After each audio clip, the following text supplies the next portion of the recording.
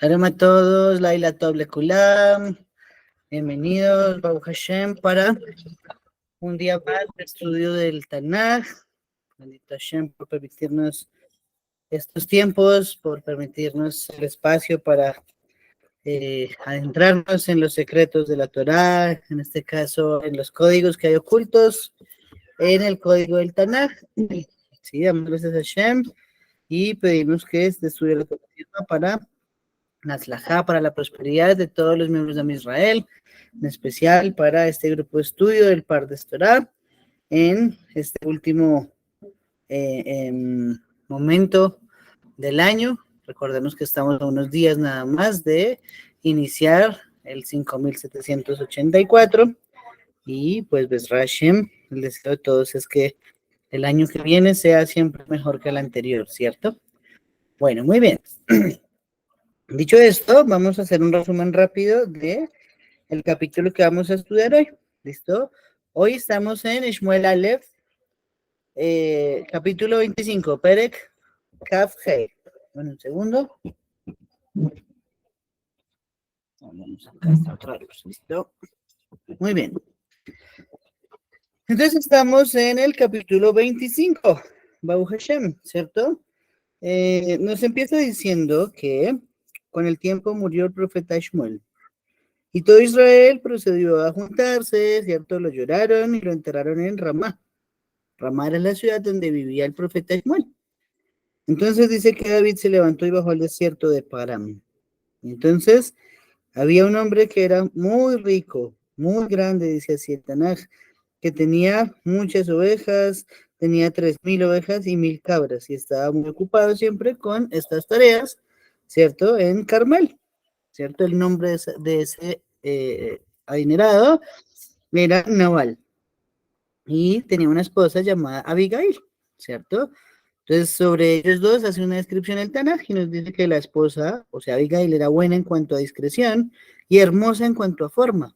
Muy buena esa dualidad, ¿no? Buena en discreción y hermosa en cuanto a forma, pero él, o sea, Nabal, era áspero y malo en sus prácticas y era calevita.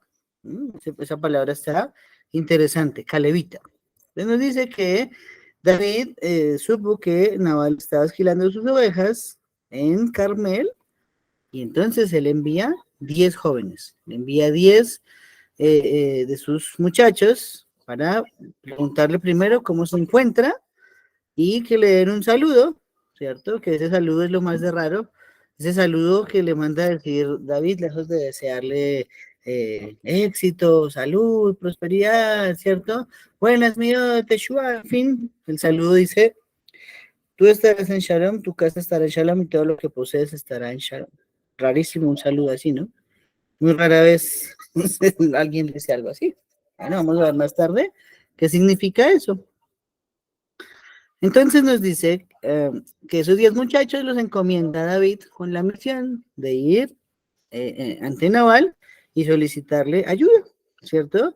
Les está diciendo que los pastores han estado ellos mismos esquilando en los territorios donde David ha estado y nunca los han molestado, tampoco les ha faltado nada porque siempre que hubiese algún riesgo, nadie se metía por la zona debido a que allí estaban las tropas de David. Recuerden, ¿ya? 600 hombres, ¿no? Había subido su ejército gradualmente de 400 a 600. Y entonces está solicitando simplemente una ayuda para que puedan comer todos, ¿cierto? Entonces, una vez le dan ese mensaje a Nabal, nos dice el Tanaj que Nabal se enoja y empieza a decir, ¿quién es David y quién es el hijo de Isaí? Los siervos escapan delante de su amo y ahora ya eso es muy común. No voy a tomar mi pan y mi agua de mis trabajadores para darle a los hombres que ni siquiera sé quiénes son. Todo eso tiene tremendos secretos, ya los vamos a ver. Entonces, ante eso, los jóvenes dieron la vuelta y regresaron. Y entonces, cuando llegan donde David, aquí vemos que David tiene, digámoslo así, un ataque de ira. Entonces, empieza a decir que ciñase cada uno su espada. Entonces, todo el mundo iba a subir tras David con 400 hombres, mientras que 200 se quedaban cuidando todo el campamento. Entonces, eh, eh, uno de los siervos de Nabal, nos dice el Tanaj, le avisa a, perdón, uno de los siervos de Abigail le avisa a Nabal, y entonces le dice, referente a que David envió sus mensajeros y Nabal no los recibió, los expulsó y por lo tanto ahora es muy probable que David tome represalias y él mismo le reporta a Abigail que efectivamente mientras estuvieron allí en los dominios de David, nunca hubo un problema, nunca se presentó una pérdida, nadie atacó las propiedades de Nabal y por lo tanto pues, sería bueno que hubiese sido bondadoso con David. Pues Abigail enseguida nos dice que toma 200 panes, 2 jarrones de vino, 5 ovejas aderezadas, 5 medidas de grano tostado, 100 tortas de pasa, 200 tortas de higos comprimidos y los puso sobre los asnos. Y entonces dijo a sus jóvenes, vayan delante de mí, yo voy tras ustedes, pero no le digan nada a Nabal. Entonces nos dice que arranca Abigail, camino a encontrarse, y a su vez David venía bajando hacia la casa de Nabal. Se iba a perpetuar una matanza. Pero sin embargo, cuando se encuentran, precisamente, Abigail empieza a hablarle, ¿cierto? Dice que se baja del asno, cae sobre su rostro, se inclina a la tierra y empieza a hablar. Y empieza a pedir perdón por el error de su esposo, por lo que ha sucedido. Está diciendo que no lo toma en cuenta su manera de ser, porque es un hombre insensato, ¿cierto? Pero la verdad es que Abigail no estuvo cuando llegaron los muchachos y por lo tanto no pudo actuar para bien. Sin embargo, ahora viene a hacer una corrección, ¿cierto? Viene a ofrecerle todos estos alimentos, todas esas provisiones, y por lo tanto, que eso sirva para que se alimenten todos y en realidad perdone la transgresión de lo que ha hecho Nabal. Entonces, después de darle un gran diálogo, ¿cierto? Le empieza a decir, ¿no? Bendito sea Hashem, el de Israel que te ha enviado a este encuentro, le dice David. Cierto, bendita tú que me has restringido de entrar en culpa de sangre y hacer que mi propia mano venga en mi salvación. Oh, entonces, por ese lado, jura por Hashem que no le va a hacer ningún daño a Nabal, que precisamente debido a la intervención de esta mujer justa, de esta mujer Sadeket, es que va a perpetuarse la paz y no va a haber una guerra contra Nabal, ¿cierto? Que de no haber ido, si hubiese habido una masacre, es lo único que le dice. Entonces él la regresa a su casa, Abigail llega donde está Nabal, le cuenta todo esto que ha pasado, le cuenta cómo se vio con los siervos de David, cómo les ofreció provisiones, y por lo tanto nos dice que en ese momento Nabal quedó quieto, quedó pasmado, ¿cierto? Nos dice el corazón de Nabal. Abigail entró donde Nabal y estaba tendido en su cama, no le informó, y por la mañana, cuando vino a salido de Nabal, le contó todo, ¿cierto? El corazón de él llegó a estar muerto y él mismo quedó como una piedra. Pasaron unos 10 días y entonces Hashem hirió a Nabal de modo que murió. Entonces, después de que murió, David bendice a Hashem porque ha vengado su oprobio y por lo tanto toma luego de un tiempo como esposa Abigail y ya pues así finaliza contándonos en cuanto a algunas esposas que tuvo David Amelech. ¿Listo? Más o menos el resumen del capítulo que vamos a estudiar. Este es el código literal, ¿cierto? Recordemos que hay también cosas que aprender, ¿cierto? Hay también cosas que visualizar que están escondidas detrás del texto del Tanaj. La literalidad simplemente nos está dando un parámetro para que sea nuestra labor poderlo ampliar. ¿Listo? Entonces, muy bien. Dicho esto, vamos a empezar con el análisis. Primero que todo, hay que destacar que empieza diciéndonos el Tanaj que falleció el profeta Shmuel. ¿Listo? Recordamos que el profeta Shmuel falleció de 52 años. ¿Listo? Entonces, de esos 52 años hasta acá, es decir, hasta el último versículo del capítulo 24, es donde escribió Shmuel. Hasta ahí llegó su redacción del Tanaj. De ahora en adelante, todo lo que vamos a ver del resto de Shmuel Aleph y también lo que falta de Shmuel Bet, lo escribieron entre otros 2 profetas. Uno se llama Gad y el otro se llama Natán. ¿Listo? Así es que se completa el libro de Shmuel. Muy bien. Entonces, lo segundo es quién era Nabal, ¿no? Lo primero es ver que era de la tribu de Yehudá. ¿Listo? Y, un momento, por favor.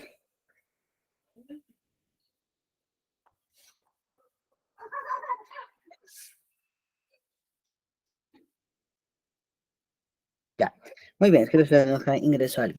Ok, entonces desciende de Yehudá, pues no descendía de cualquier parte, era de la tribu de Yehudá, ¿sí? ¿Listo? Dice en en la Gemara que él decía, nadie en Israel viene de una mejor familia, entonces eso denotaba también arrogancia, ¿listo? Basado en eso, entonces podemos notar que el nombre tiene varios significados. ¿Listo? La raíz de ese nombre Naval no es un nombre que se da en ninguna parte. No conozco el primer Naval desde que soy judío, ni antes. Es porque tiene una dirección más que todas las midot de la persona. ¿Listo? Vamos a estudiar en otros contextos que a veces los nombres que tenemos en el Tanakh no son los nombres reales de la persona. Simplemente son como apodos que le pone Hashem a las personas basado en las cualidades que éstas poseen. Entonces, ejemplo, ya vimos los hijos de Naomi. Mahlón y Kilión no se llamaban así. ¿Cómo se llamaban? No tenemos ni idea. ¿Sí? En la Torá se nos insinúa que el nombre de Hashem no lo conocemos, simplemente que le decimos el nombre de él por de las 4 letras, porque Adán fue el que le puso ese nombre. Eso está en el Midrash Rabbah, ¿cierto? Entonces, ahora, aquí con Naval es lo mismo, no sabemos cuál era el nombre real de Naval. Simplemente los Nevi'im, cuando escriben este libro, le ponen el nombre Naval. Tiene 4 significados, ¿listo? El nombre Naval significa insensato, 2, necio, 3, atolondrado, 4, imbécil. ¿Listo? Recordemos que el hebreo es un lenguaje muy amplio y una sola palabra significa muchas cosas. Entonces, la palabra naval tiene esas 4 connotaciones dentro del hebreo. A diferencia de su esposa, ¿cierto? Se llamaba Abigail. ¿Qué significa Abigail? La alegría de mi padre. ¿Listo? Alegría de mi padre. Abí, mi padre, Gail, alegría. Y recordemos que ella fue una de las 7 profetisas, ya lo vimos en otros contextos. Muy bien. Hay una frase ahí muy interesante, ¿no? Dice que él era un calevita. Esa palabra no se repite en ninguna otra parte, un calevita. Entonces hay 2 explicaciones posibles a por qué el texto lo llama así. Número 1, puede denotar que él descendía de Caleb ben Jefune. Entonces ahí se podría entender el por qué la frase que utilizaba Naval diciendo que nadie en Israel venía de una familia tan prominente como la suya, se refiere a que nadie descendía de mejor ancestro como él, que descendía del mismísimo Yehudá y puntualmente de Caleb ben Jefune. ¿Sí? Interesantísimo. Por eso se llamaría Calebita, por Caleb. Pero, por otro lado, otra interpretación de ese nombre Caleb sería, Calebita, sería por la palabra perro. Recordemos que perro en hebreo se dice Keleb. ¿Listo?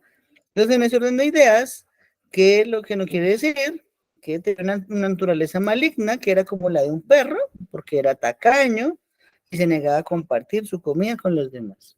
¿Sí? Entonces, sus medidas nos llevan a concluir que el Caleb podría ser por perro, por Caleb, el Calebita, debido a que un perro se comporta así, ¿no? Un perro está comiendo y el perro cuando está comiendo, entonces lo que hace es que si alguien se acerca empieza a gruñir. A veces se gruñe el mismo, a veces gruñe su cola, sus patas, entonces así se comportan los animales. Entonces como el perro es así, Calebita es la mejor forma de definir a Naval. Muy bien. Aquí es muy importante significar algo.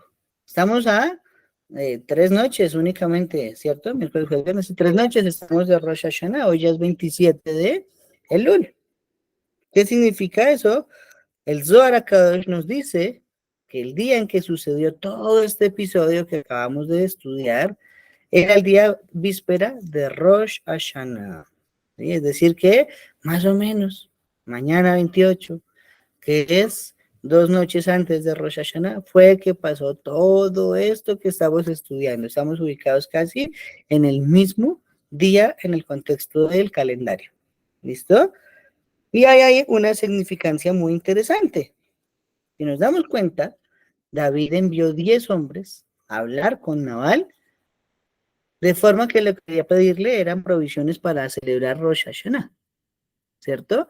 Esto nos enseña algo muy importante, y es la necesidad que tenemos los hombres de cuando hacemos Rosh Hashanah contar con un minyan. De otra forma, David envía un solo mensajero y ya, ¿para qué mandar 10? Es por la fuerza que produce para todas las acciones dentro de Israel el contar con un minyan, el contar con 10 hombres judíos, ¿cierto? Entonces, de ese orden de ideas, algo que nos quiere enseñar es que el día Rosh Hashanah, indefectiblemente debemos pasarlo con un minyan. Si no, va a ser muy difícil que todos aquellos pedidos que hacemos, que todos aquellos argumentos que usemos para convencer al amor del universo, de darnos un año más de vida, de darnos parnasá tová, de darnos salud, ¿cierto? De darnos felicidad, para el siguiente año se puedan llegar a ejecutar. Muy difícil. ¿Listo? Estamos en el versículo 6 y acabamos una frase rarísima, ¿cierto? La frase nos dice, así dirán ustedes al hombre, que tú estés en Shalom, tu casa esté en Shalom y tú lo que tienes esté en Shalom. Oh, ahí está la frase que se dice en Abdalá, ¿cierto? Cuando estamos cerrando Abdalá, en todos los Sidrim, la penúltima frase de todo el servicio de Abdalá, ya para empezar esta nueva semana, repetimos 7 veces. Así eran ustedes al viviente el primer día de la semana. Tú estás en Shalom, todo lo que puse, tu casa estará en Shalom y todo lo que puse estará en Shalom. Beata Shalom, Beteja Shalom, Beata Leja, Asher Shalom. Ah, ok, entonces, ¿qué significa eso? Eso no es un saludo, eso no es un deseo. Bueno, pues aparentemente no nos está diciendo gran cosa. Vamos a ver qué es lo que está oculto de él. Dice nuestra Jamín, y yo creo que ustedes están de acuerdo con los Jamín, porque yo también estoy muy de acuerdo, que para lograr la plena realización, bienestar material, cierto, y física, a necesitar siempre 3 cosas. ¿Listo? ¿Cuáles 3 cosas se necesitan para ser felices?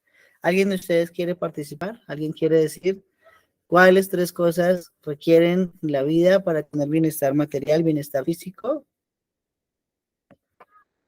No tienen que ser las 3 que dicen los Jajamín, puede que alguien tenga otra fórmula.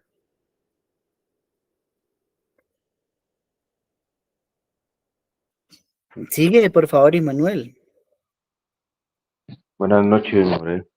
Para mí sería sabiduría, lo único que necesito. Con sabiduría, entonces, nuestro amigo Immanuel es feliz. Ok. Listo, muy bien. Baruch Hashem, ¿alguien más? ¿Qué se necesita? ¿Qué necesita cada uno para ser feliz?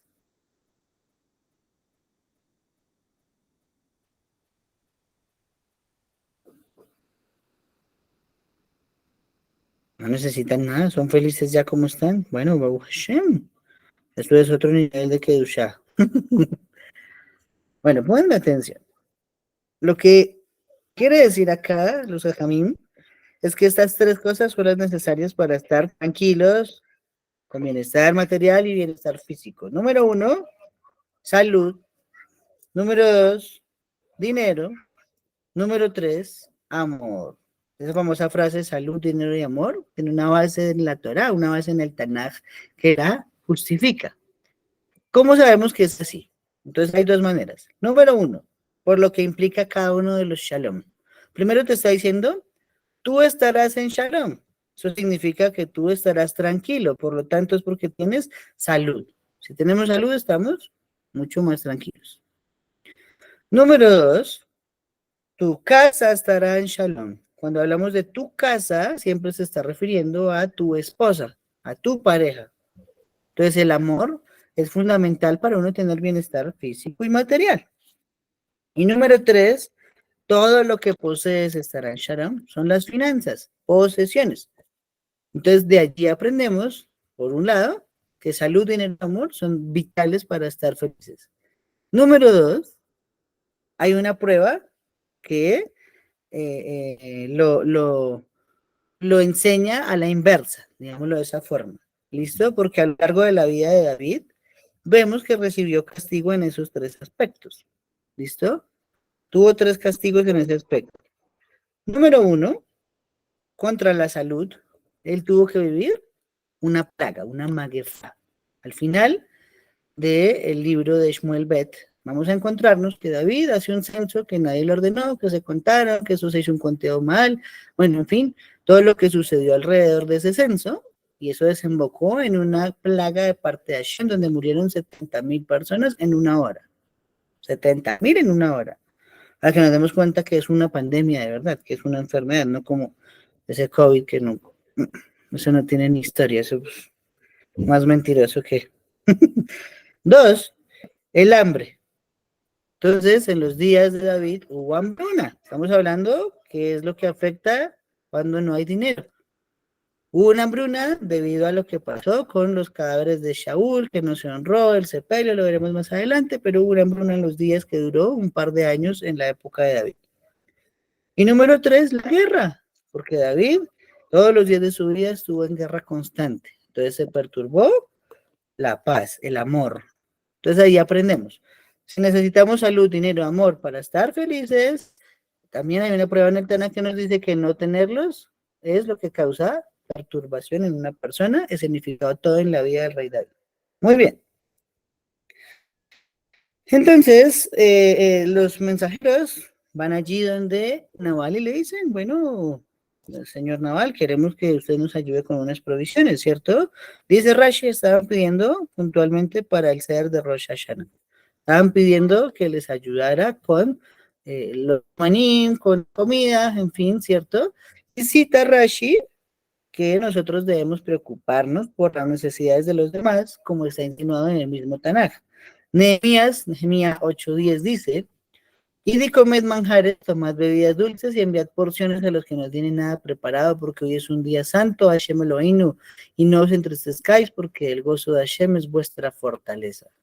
Entonces está diciéndonos que cuando vienen las fiestas, en especial, debemos preocuparnos por el sustento de aquellas personas que tal vez no tienen para la fiesta, que no tienen para comer, que no tienen para el vino, que no tienen para el pan, que no tienen para las especies de Sukkot, ¿cierto? Es nuestro deber aportar siempre a aquellos que lo necesitan. Eso es lo que no hizo Naval. Muy bien. Nos está diciendo quién es David y quién es el hijo de Isaí, versículo 10. Entonces aquí surgió una vieja discusión que ya había pasado en la historia, y fue el hecho de cuestionar la ascendencia de David Amelech, ¿cierto?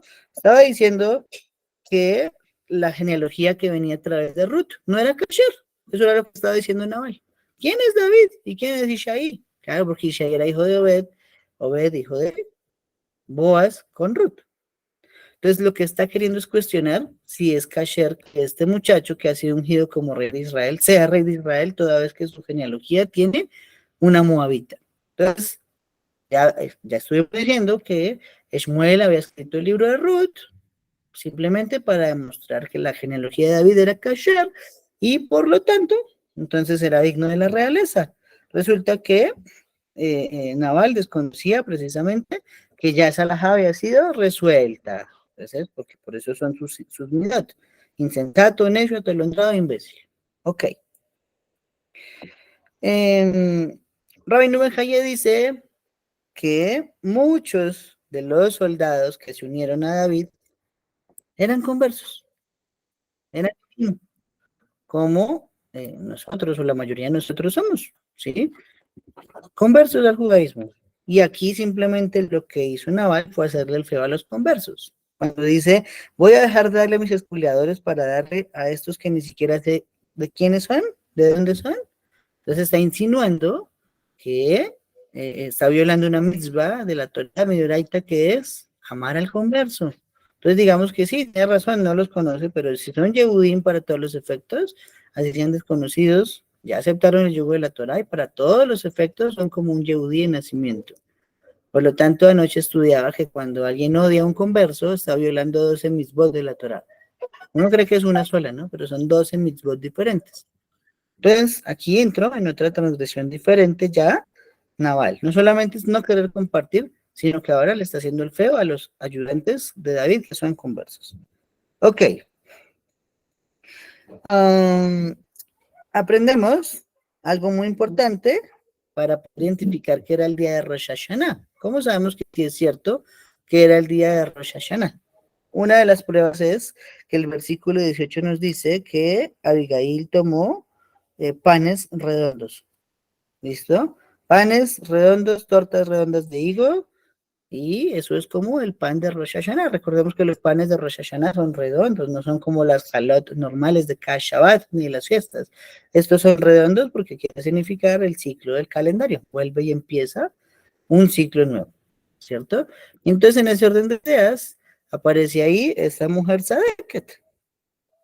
Entonces resulta que David bajaba por la montaña y Abigail subía por ella. Se encontraron y entonces ahí sucede este diálogo que ya estuvimos mencionando así superficialmente, ¿sí? Nos dice que David ha hecho una frase, así haga a los enemigos de David, se añade a ello, si dejo permanecer hasta la mañana uno solo de los suyos que orinen contra la pared. ¿Eso qué significa? De los que orinan contra la pared, se está refiriendo a los perros, ¿sí? Es decir, que el primero en implementar esa frase, que iba a acabar hasta con el nido de la perra, fue David Amelech.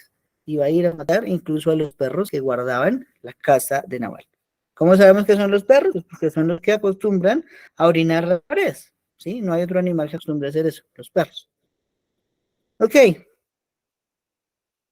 hay una reflexión que hacen los jajamim, y es tratando de encontrar por qué Nabal se comportó así con los siervos de David. Es basado en una mitzvah que está en Devarim 15:7. La Torah nos dice por allí en Devarim 15:7 que cuídate de no albergar pensamientos bajos contra tu hermano, diciendo, se acerca el año séptimo de remisión y no le prestes o no le ayudes, ¿sí? Entonces los exámenes empiezan a decir, probablemente ese año que iba a empezar, que empezaba 2 noches después, ¿cierto? Era un año Shemitah. Y al ser un año Shemitah, hay remisión de deudas, ya no se puede cobrar y por lo tanto el problema viene a ser que él no quería donar y prestar, pues él no podía porque sabía que si le prestaba la comida si fuese a David, como 2 días después empezaba el año Shemitah, ya no podía cobrarle porque era año de remisión de deudas. Entonces sería una manera de encontrar, tratando de entender por qué Nabal se portó de esa manera. Muy bien, ahora vienen las intervenciones de Abigail para convencer a David de no bajar a matar a Nabal, ¿cierto?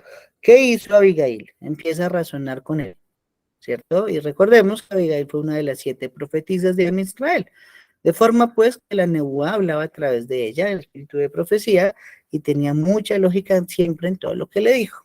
Lo primero que le dijo es, lo primero que hizo fue adelantarse a él para que no derramara sangre inocente, ¿cierto? Y también le profetizó que tampoco Nabal iba a vivir mucho. O sea, ella sabía todo lo que iba a pasar al futuro.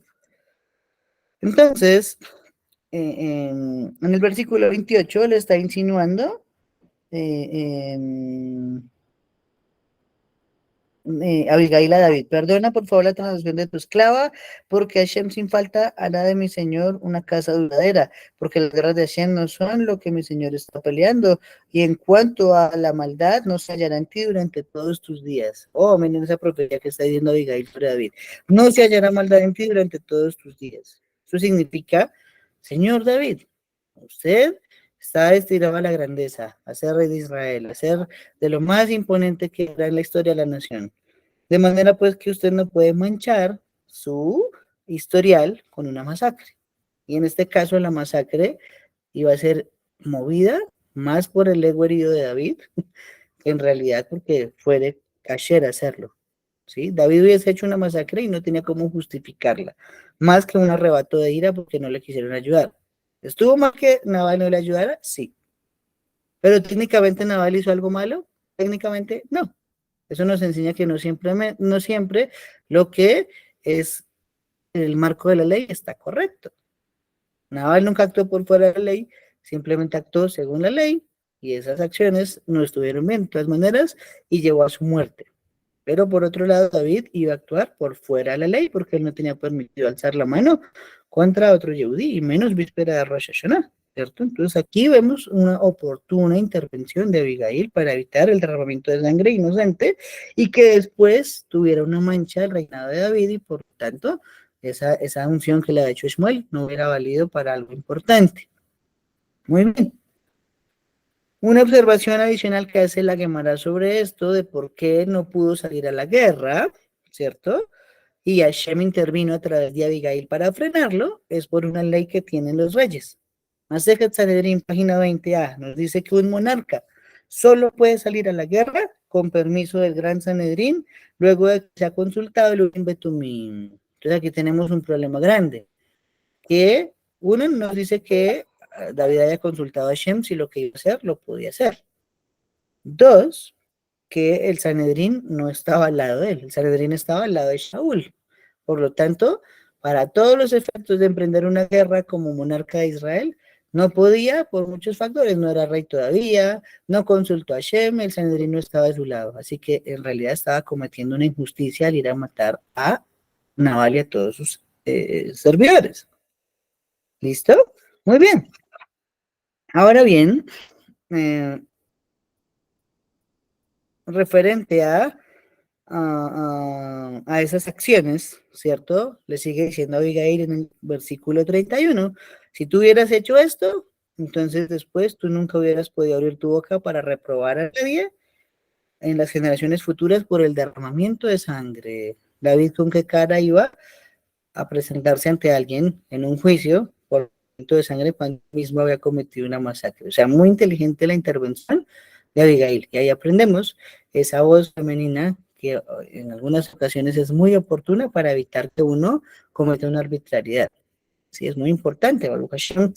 Esa voz la tienen más acentuadas las mujeres que pueden tener una conexión más efectiva con la divinidad. Baruch Hashem.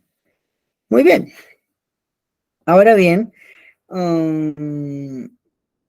precisamente la Masejet Megilá en la Gemara se refiere a este episodio que de haberse ejecutado como lo había planeado David, hubiera sido una piedra de tropiezo adicional para David. ¿Por qué? Ella tenía destinada una piedra de tropiezo llamado Bathsheba. Lo que pasó con Bathsheba, en realidad no pecó con Bathsheba, sino el pecado fue la manera en que ejecutó a Uriah. Lo vamos a ver más adelante, ¿listo? Pero en realidad, ese fue la piedra de tropiezo y fue la única mancha que todo el tiempo tuvo en la mente y todo el tiempo le reprochó después a Shlomo, porque Shlomo pues era hijo de esa relación que a la postre, después de que ya se hizo kasher, tuvieron Bathsheba y David, ¿cierto? Muy bien. Entonces, la frase en el versículo 31 dice que ha salvado el derramamiento de las sangres.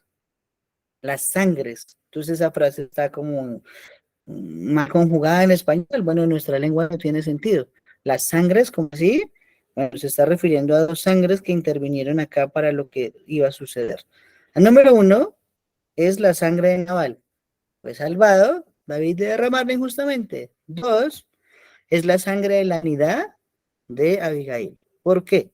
No sé si ustedes conocen leyes de pureza familiar, Tahara Mishpaha, pero en algunos contextos, cuando una mujer no conoce bien cómo es la Tahara Mishpaha, no conoce bien cómo es que se debe establecer cuál día es de los días rojos, cuál día es de los días blancos, entonces para todos los efectos, la ley, la halajá permite que ella tome un paño, ¿cierto? Se verifique, tome el color y lleve el paño delante de una autoridad halágica que le va a determinar usted todavía está en días rojos, usted ya está en días blancos. ¿Sí? Eso suena muy loco. No sé si alguien lo haga hoy en día, pero la halajá lo permite desde el Shulchan Aruch que se escribió hace 600 años. ¿Sí? Ok. No sé si lo hacen todavía hoy en día. Pero entonces, algo que aprendemos en Masejet Megilá es que David Amelech, precisamente, él era un experto en revisar esa prenda juntada de el color de lo que desprende el órgano femenino y decir, eso es nidá o eso no es nidá. ¿Listo? De forma, pues, que Abigail le llevó de noche esa prenda. Eso no se puede hacer de noche, eso se hace es en el día. Entonces David, cuando ve que ella le acerca su prenda para que la examine, le dice, pero señora, esa revisión no se la puedo examinar de noche, no hay buena luz, no puedo determinar bien el color, no puedo mirar la forma de la mancha, en fin, qué sé yo, eso se hace solo en el día. Entonces Abigail le contrarresponde precisamente diciendo exactamente, ¿cómo vas tú a atacar a Nabal de noche cuando la ley no permite emitir un juicio de pena capital de noche? Esa es otra ley de la Torá. Cuando se ejecuta a una persona, cuando se sentencia a una persona a muerte, eso no se puede juzgar si es de noche. El Sanedrín lo tiene que hacer de día, de noche es prohibido. Le estoy diciendo, así como no puedes revisar mi prenda de noche, tampoco puedes ejecutar a Nabal de noche. O sea, muchas formas encontró Abigail de frenar a David para evitar la masacre. Entonces, por eso Damim, la palabra sangres que está en el versículo 31 viene a significar esos dos tipos de sangre mencionados. Muy bien, pero luego nos sigue diciendo el Tanaj, entonces David se regresó, David la bendijo, ¿cierto? Y por lo tanto, Abigail regresa a su casa, David regresa a su campamento y llega ese día a Rosh Hashanah.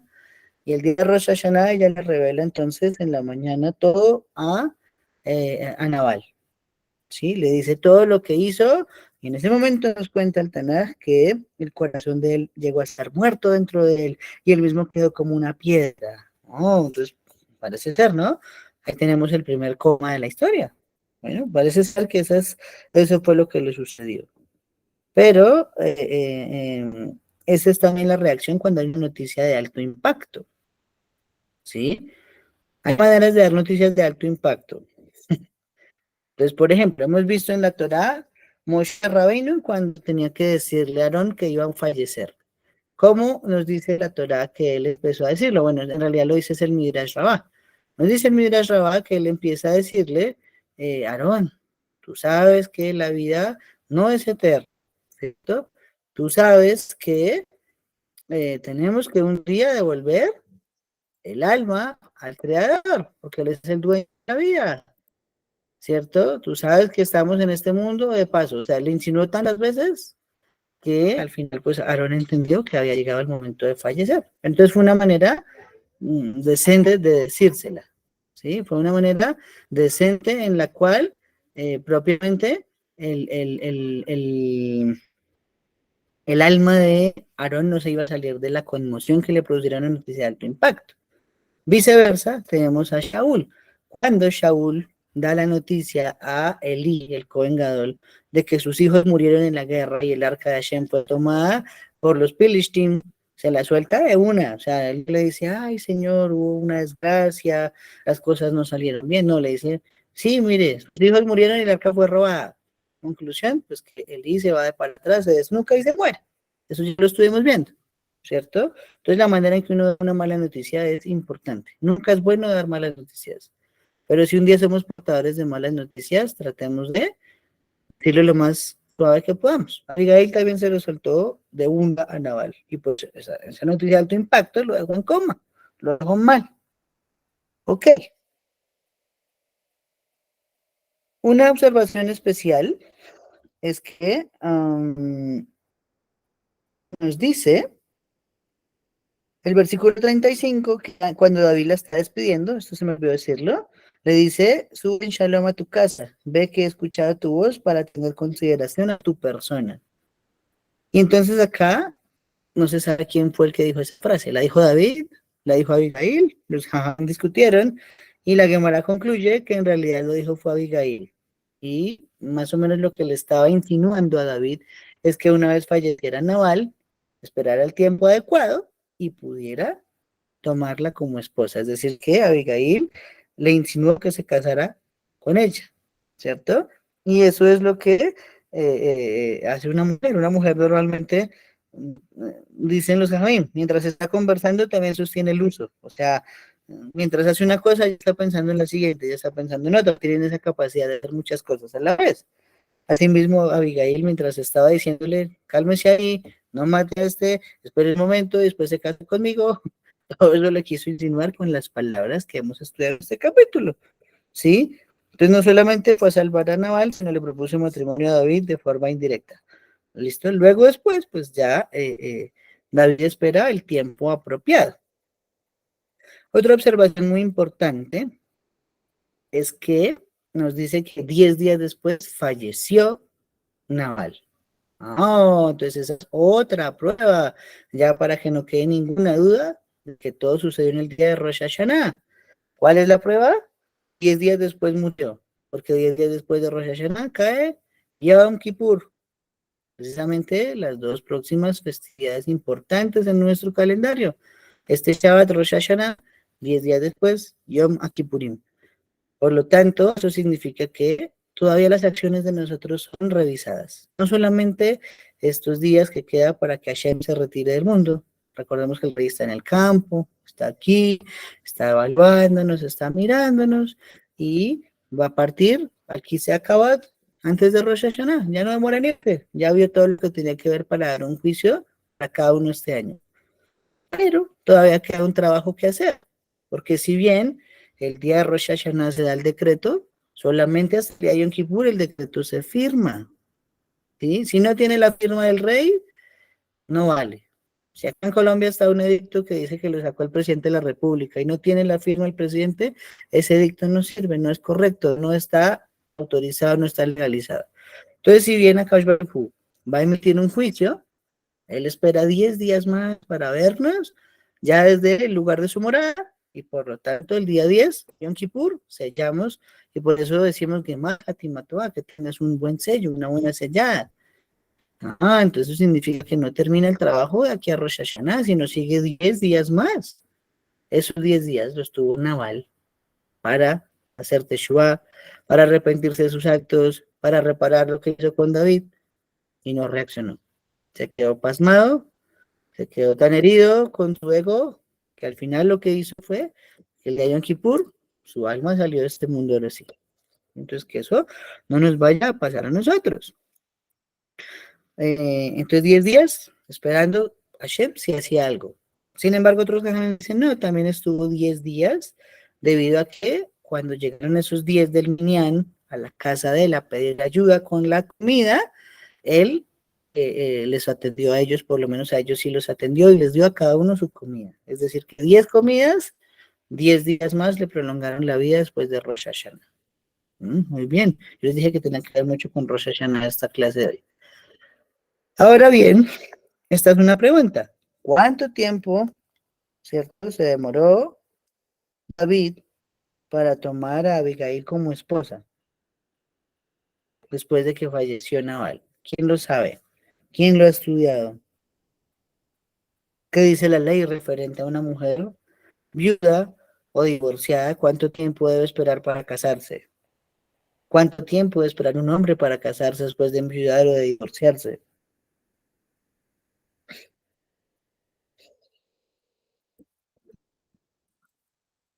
Sigue, por favor, Immanuel. Gracias. En una clase el rabino Sher explicó que el tiempo mínimo es un mes. Un No sé mes, si es ¿ok? correcto. ¿Alguien piensa diferente? Ok. ¿Alguien piensa diferente? ¿Alguien piensa que más tiempo, que menos tiempo?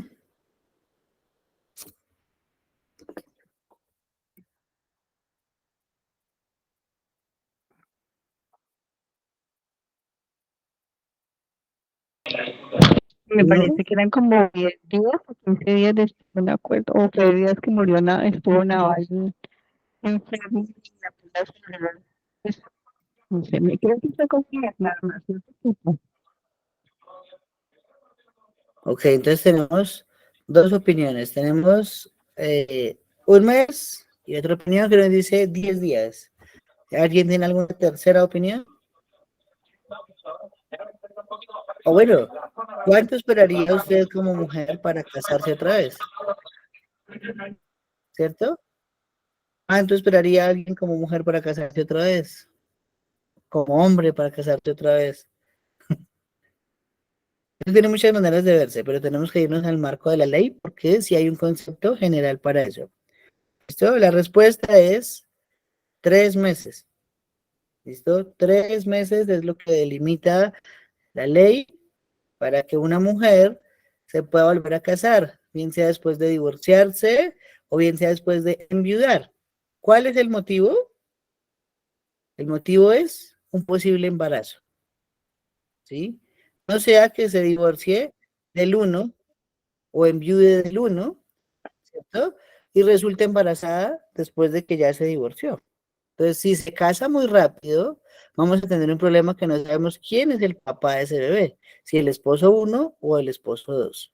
Sin embargo, ya después de 3 meses, no queda duda que sería el esposo número dos. Por lo tanto, la alajá dictamina que debe pasar 3 meses sin tener pareja para poderse volver a casar una mujer, en cualquiera de los dos escenarios. ¿Listo? El hombre el hombre incluso puede al día siguiente de haberse divorciado o haber enviado. Con él no hay problema porque él nunca queda embarazado. Él sí podría embarazar a otra persona, pero por eso no habría, él no tendría problema. ¿Listo? Sin embargo, cuando es viuda, ya la Kabbalah dice que sería bueno que esperara por lo menos un año.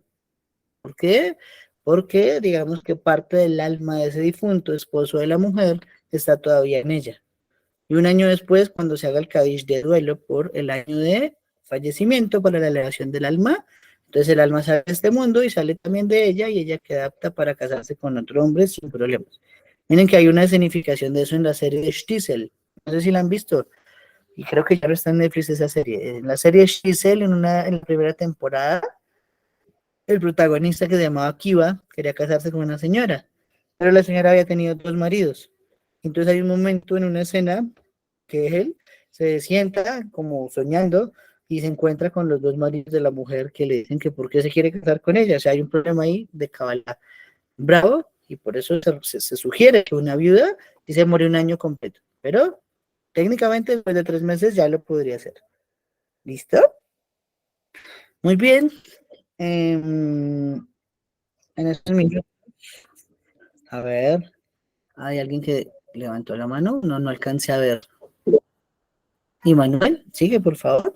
¿Será que puedo preguntar algo que no tiene que ver con el tema, sino con lo que usted dijo de las viudas? Pues desde que lo podamos responder, yo no le veo problema. Dale. Bien.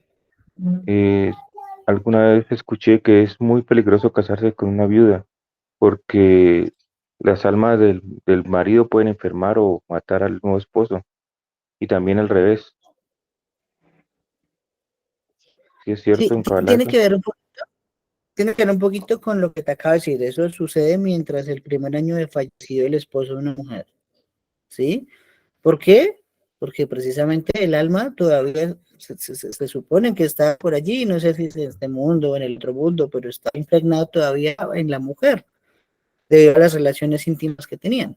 Por lo tanto, después de un año no hay riesgo en nada de esas cosas, salvo que por medio haya brujería o qué sé yo. Al contrario, no pasa nada. Una mujer sí no tiene que tener ese miedo porque el hombre no queda impregnado del alma de la mujer, es al revés. La mujer es una receptora, el hombre es un dador, ¿cierto? Entonces la mujer queda con un alma impregnada y por eso no es bueno que ella tenga más de un esposo al tiempo. A diferencia del hombre, el hombre puede tener, pues las mujeres, siempre que las pueda sostener, según los marcos de la Torah, las que él pueda tener, siempre que sean como esposas y con todas las de la ley definidas en la Torah. Entonces, van de la mano con lo que acabamos de decir.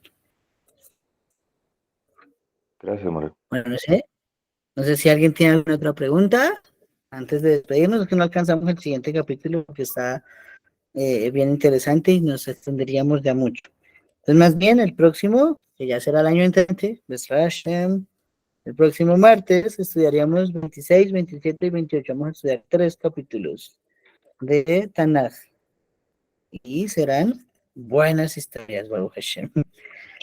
Si quieren saber qué es el episodio de la bruja de Endor. Vamos a hablar de la única sesión espiritista registrada en el Tanaj. Entonces no se la pierdan. Vamos a empezar el año de una vez tocando temas súper místicos. Bezrat Hashem. ¿Alguien más tiene alguna pregunta? ¿Algún otro comentario, muchachos?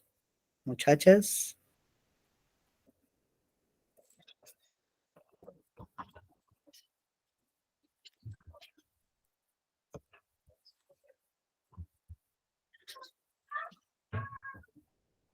Bueno, creo que no. Muchachos, entonces, Bezrat Hashem, les deseo una feliz noche. Nos vemos mañana. Mañana vamos a retomar con el tema de el incidente de Shechem con Dina, ¿cierto? No hemos terminado. Aún nos quedan, yo creo que un par de clases más para poderlo cerrar. Es larguito el tema y tiene muchas cosas que ver.